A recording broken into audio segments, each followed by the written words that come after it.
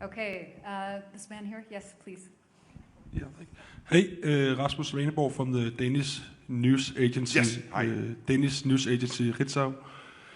Mark, you sit next to Donald Trump in moments where he talks about conquering Greenland, talks about lashing out at allies like Spain, starting trade wars, things that it doesn't seem like the old Mark Rutte would approve of. Does this have any effect on your self-respect when you sit next to him like that and say nothing?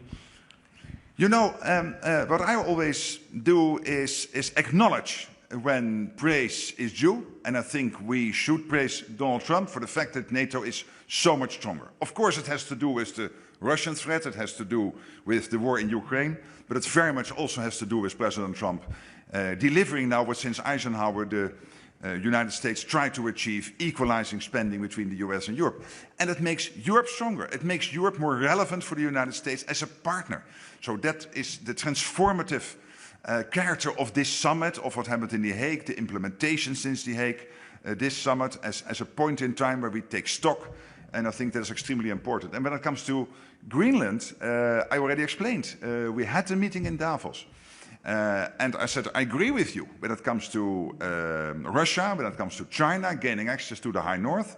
But let's do this together. We have NATO for this. Let's work together on this. This is exactly what we are doing.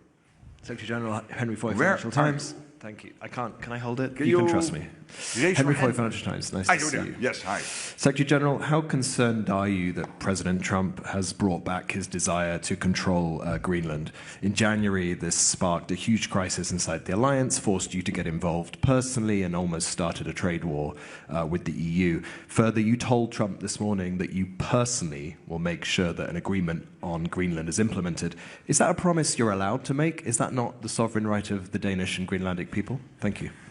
What the President and I agreed in Davos in January is, first of all, for when it comes to the defense of the Arctic, he absolutely was right. Because there is a huge risk that Russia and China will gain more and more access to the Arctic.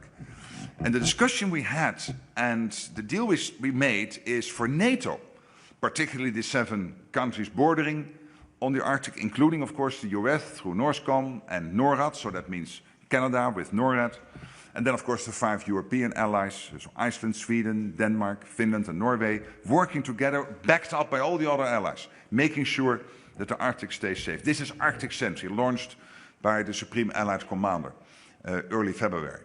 And then secondly, and here you're right, I'm not allowed to discuss or make any commitments on this second part.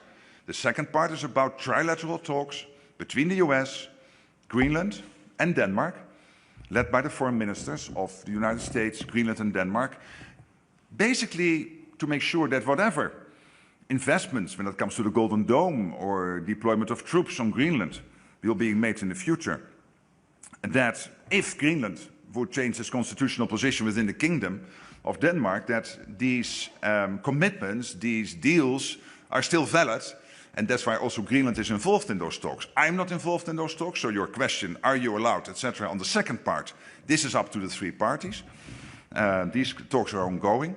When it comes to the first, of course, it is my role to work with our military leaders to make sure that we implement this Arctic Sentry, and that's exactly what we are doing.